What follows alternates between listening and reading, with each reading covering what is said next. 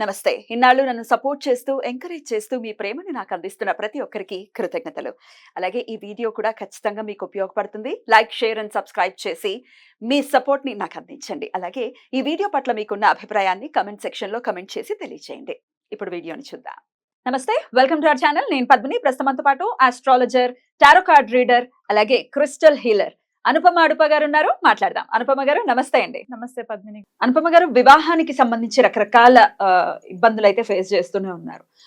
ఇద్దరు ఆలస్యం అవ్వటం, లేకపోతే చిన్న చిన్న ఈగో క్లాషెస్ తో డివోర్స్ వరకు వెళ్ళిపోవటం, సెకండ్ మ్యారేజ్ మళ్ళీ ఎవరు వస్తారు ఏంటో. ఒకసారి లేట్ అయితే ఒక కన్ఫ్యూజన్ ఉంటుంది చాలా మందికి. లేట్ అయిపోతే ఇంక ఏదో ఒకట్లే చేసేసుకుందాం, ఇది కూడా పోతే ఇంకా మళ్ళీ వస్తుందో రాదో సంబంధం అన్న కన్ఫ్యూజన్ ఖచ్చితంగా ఉంటుంది. అందుకే పెద్దవాళ్ళు ఏదైనా మన వాళ్ళు చేశారు అంటే అది ఊరికే కాదు. అవును. చిన్న వయసులో చక్కగా ఒక 20-25 అట్లీస్ట్ 25 లోపు చేసుకుంటే అందం వేరు. పిల్లల్లో ఉండేటటువంటి అందం చాలా బ్యూటిఫుల్ గా ఉంటారు కదా ఆ టైంలో. Correct age. సరే, ఎవరి పర్సెప్షన్స్ వాళ్ళవి, ఎవరి క్యాలిక్యులేషన్స్ వాళ్ళవి, ఎవరి జీవితాలు వాళ్ళవి. But end of the day వివాహం ఆలస్యం అవుతుందని బాధపడే వాళ్ళ కోసం ఏదైనా రెమెడీ ఉందా మీ దగ్గర? జనరలీ మనకి మ్యారేజ్ చూసుకుంటే మళ్ళీ ఫస్ట్ లగ్న లార్డ్ అది చాలా ఇంపార్టెంట్ అన్నమాట. వాటికి అఫ్లిక్షన్స్ ఉండకూడదు. అండ్ మనకి కలత్రకారకుడు శుక్రుడు బాగుండాలి, చార్ట్ లో బాగుండాలి. అఫ్లిక్షన్స్ అంటే శుక్రకేతువులు, శుక్ర రాహువులు, శుక్ర శని, శుక్ర బుధులు, లేకపోతే శుక్ర చంద్రులు, శుక్ర రవి, ఇలాంటి కాంబినేషన్స్. అమ్మ బాబాయ్. అవునండి. ఆయనకి ఇంకెవరితో పడుతుందండి? జనరలీ శుక్ర కుజులు కూడా వాళ్ళకి తొందరగా మ్యారేజ్ అవుతుంది. వాళ్ళకి ఏంటంటే మ్యూచువల్ అట్రాక్షన్ అన్నమాట. శుక్ర కుజులు ఉంటుంది కదా, ఉంటుంది, మ్యూచువల్ అట్రాక్షన్ ఉంటుంది. జనరలీ మనం ఏం చెప్పుకుంటామంటే అర్ధనారీశ్వర యోగం అని చెప్తూ ఉంటారు. శుక్ర కుజులు కలిసి ఉంటే వీళ్ళకి ఏంటంటే ఆ మ్యూచువల్ అట్రాక్షన్. ఈ శుక్ర కుజుల కాంబినేషన్ ఉన్నప్పుడు మళ్ళీ బుధుడు కానీ, చంద్రుడు కానీ, గురువు కానీ, ఇలాంటి ప్లానెట్స్ రాహుకేతులు దృష్టి కానీ పడద్దు అనమాట. ఆ కాంబినేషన్స్ లో ఉండద్దు.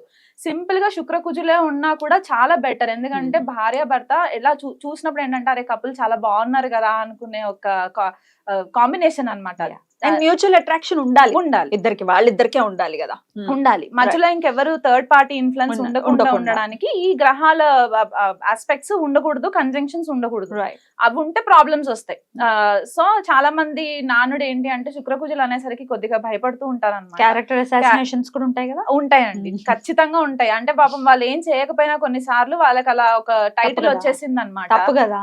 తప్పే అండి, ఖచ్చితంగా తప్పే. సబ్జెక్ట్ తెలిసిన వాడి దగ్గరికి వెళ్తేనే బెటర్. ఇట్లా ఏదో వేగ్ గా మాట్లాడటం అనేది ఇబ్బంది పెడుతుంది కదా. అవునండి, ఖచ్చితంగా ఇబ్బంది పెడుతుంది. సో ఇలాంటి ప్లానెట్స్ ఉన్నప్పుడు మనకు కొద్దిగా ప్రాబ్లమ్స్ వస్తూ ఉంటాయి అన్నమాట. ఫస్ట్ మనము డిలే మ్యారేజెస్ ఎందుకు జరుగుతాయి? కొంతమందికి 35 దాటినా కూడా మనకి పెళ్ళవని సిచ్యువేషన్స్ కొన్ని ఉంటాయి.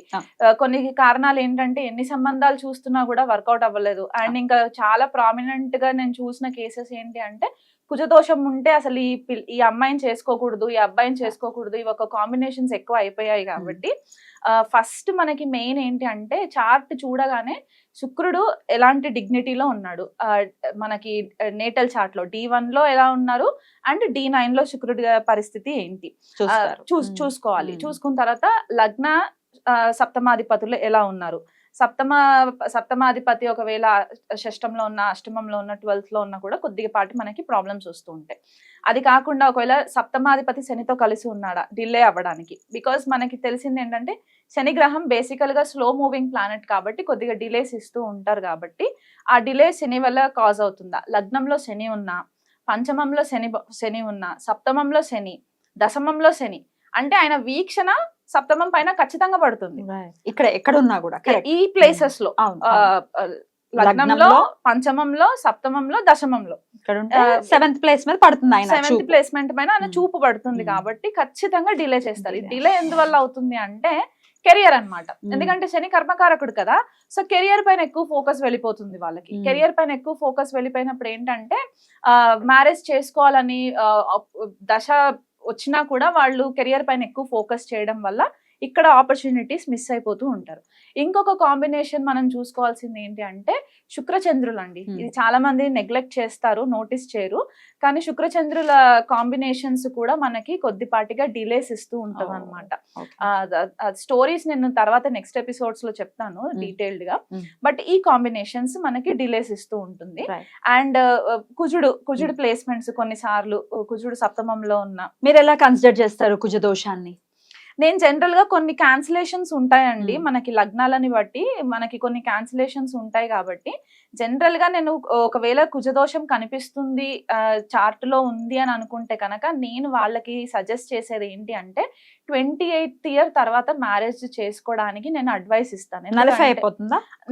నలిఫై అంటే మాక్సిమం కొద్దిపాటిగా సాఫ్ట్ అవుతుంది, ఎందుకంటే కుజుడు మెచ్యూర్ అవుతారు అనమాట. అట్లా 28th ఇయర్ తర్వాత ఆయన యొక్క మెలిఫిక్ ఎఫెక్ట్స్ ఏవైతే ఉంటాయో అవి మెల్లిగా తగ్గిపోతూ ఉంటాయి, నార్మలైజ్ అవుతాయి. కాబట్టి ఆ యంగ్ బ్లడ్ ఏదైతే ఉంటుందో అది కొద్దిపాటిగా తగ్గుముఖం పడుతుంది అనమాట. సో ఆ ప్యాషన్ ఏదైతే ఉంటుందో అది ఈ మ్యారిటల్ రిలేషన్షిప్ లో ప్యాషన్ ఎక్కువ ఫోకస్ అవ్వడానికి హెల్ప్ అవుతుంది. కాబట్టి ఆ ఒక ఆప్షన్ చెప్తాను. ఒకవేళ దాని వల్ల మనకి ఏమైనా ఇబ్బందులు అవుతున్నాయి అంటే గనక రావి చెట్టుకి పూజ చేసుకోవడము, త్వరగా పెళ్ళవడానికి.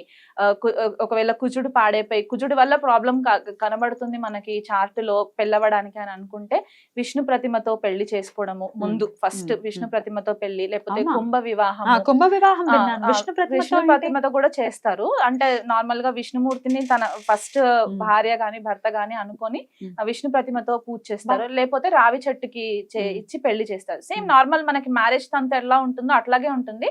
కాకపోతే ఏంటంటే మనం ఇక్కడ ఫస్ట్ మ్యారేజ్ ఒకవేళ కుజుడు చాలా పవర్ఫుల్ గా ఉండి ప్రాబ్లం క్రియేట్ చేస్తున్నాడు అని అనుకుంటే కనుక అది ఆ ఫస్ట్ మ్యారేజ్ బ్రేక్ అవి సెకండ్ మ్యారేజ్ లాంగ్ లాస్టింగ్ గా ఉండడానికి మనం ఇది ఒక చిన్న కార్యక్రమం చేసుకోవాలి. కుంభ వివాహం, అర్క వివాహం ఇలాంటివి.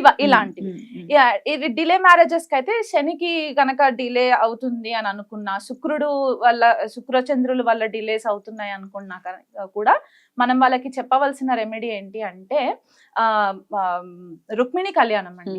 రుక్మిణి కళ్యాణం పారాయణం చేయడము, రుక్మిణి దేవికి పూజ చేసుకోవడము, ఫ్రీక్వెంట్ గా వీలు కుదిరినప్పుడల్లా రుక్మిణి దేవికి పూజ చేసుకోవడము, ఇలా చేసుకోవడము. అండ్ ఇంకొకటి ఏంటి అంటే గోదాదేవి రంగనాథ స్వామి పేర్ల పైన కళ్యాణం చేయించడము. ఇలాంటి రెమెడీస్ మనము కొద్దిగా ఫైనాన్షియల్ గా ఎవరైనా వీక్ ఉన్న వాళ్ళు ఉంటే గనక చిన్నగా, పెద్దగా కాకపోయినా ఒక చిన్నగా చేయించుకోవడము. పెళ్ళి అవని అమ్మాయిలు కొంతమంది నాకు పేరెంట్స్ కాల్ చేస్తుంటారు అనమాట, మా అమ్మాయికి మ్యారేజ్ అవ్వట్లేదండి అని, రుక్మిణి కళ్యాణ పారాయణం చేయించండి అని అంటే, మా పిల్లలు చేయరండి అని అంటే మేము చెయ్యొచ్చా అని అడుగుతుంటారు. ఇప్పుడు కడుపు నొప్పి మనకున్నప్పుడు టాబ్లెట్ మన పేరెంట్స్ వేసుకోలేరు కదండి.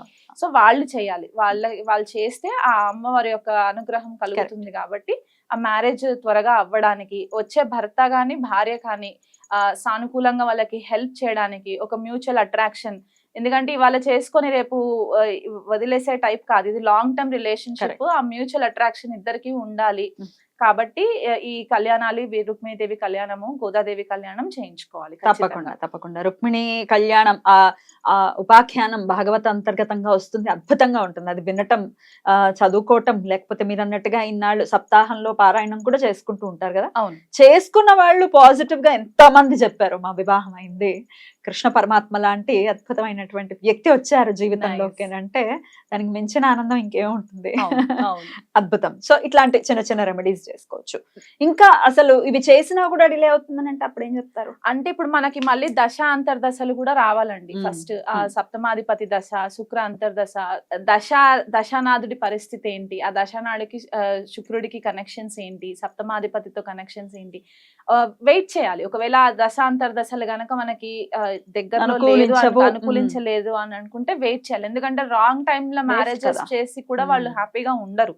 సో అందుకే రైట్ టైం వచ్చినప్పుడు గోచార రీత్యా కూడా మనకి ఎలా ఉంది పరిస్థితి చూసుకున్నప్పుడు వెళ్ళచ్చు, ముందుకెళ్ళచ్చు. అయితే అది డీటెయిల్డ్ గా జాతకం చూపించుకున్న వాళ్ళకి తెలుస్తుంది. ఒకవేళ అంటే ఇప్పుడు ఈ కాలంలో పెళ్లిళ్ళు లేట్ అవ్వటం వల్ల అంటే డేట్ ఆఫ్ బర్త్ లేవు అనే వాళ్ళు ఉండరు. ఒకవేళ అయినప్పటికీ ఇప్పుడు 85 లోనో 84 లోనో పుట్టారు, కరెక్ట్ టైం తెలియదు, ఏదో 5 to 10 మధ్యలో పుట్టామంటే ఎన్ని కాంబినేషన్స్ వస్తాయి, అవునండి. అప్పుడు మీరు ఎట్లా డీల్ చేస్తారు దాన్ని? జనరలీ నేను ఏం చేస్తానంటే బర్త్ టైం రెక్టిఫికేషన్ చేసుకుంటానండి. ఎలా ఫైండ్ అవుట్ చేస్తారు? వాళ్ళకి ఫస్ట్ టైం జాబ్ ఎప్పుడు వచ్చింది, వాళ్ళ లైఫ్ లో మేజర్ ఈవెంట్ ఫస్ట్ ఏం జరిగింది. ఫర్ ఎగ్జాంపుల్ ఇప్పుడు 5 o'clock to 10 o'clock బిట్వీన్ అంటే బోల్డ్ అని లగ్నాలు మారిపోతాయి. 2.5 hours కి లగ్నం మారిపోతుంది. సో వాళ్ళకి ఫస్ట్ జాబ్ ఎప్పుడు వచ్చింది, ఆ జాబ్ ఆ డేట్ ని పట్టుకొని మనము దశ అంతర్దశలు వెరిఫై చేసుకోవాలి. 10th లార్డ్ ప్లేస్మెంట్స్ చూసుకోవాలి. దాన్ని బట్టి మనకి క్యాలిక్యులేషన్, ఇట్స్ కొద్దిగా time consuming process birth time rectification, కానీ దొరుకుతుంది వీలైనంత మట్టుకు దొరుకుతుంది మనకి క్లారిటీగా. అండ్ ప్రశ్న లగ్నం కూడా చూస్తారా? ఆ ప్రశ్న వేసుకోవచ్చు మనము. ప్రశ్న అద్భుతం అండి, చాలా బ్యూటిఫుల్ గా ఎక్స్ప్లెయిన్ చేశారు. సో ఈ రెమెడీస్ ని ఫాలో చేసుకుని ఇంకా అవ్వలేదు అని అనుకుంటే డెఫినెట్ గా ఒకసారి జాతకాన్ని చూపించుకునేటటువంటి ప్రయత్నం చేయండి. అనుపమ గారిని కాంటాక్ట్ చేసేటటువంటి ప్రయత్నం ఖచ్చితంగా చేయండి. రైట్, థ్యాంక్ యూ అనుపమ గారు, నమస్తే. నమస్తే అండి.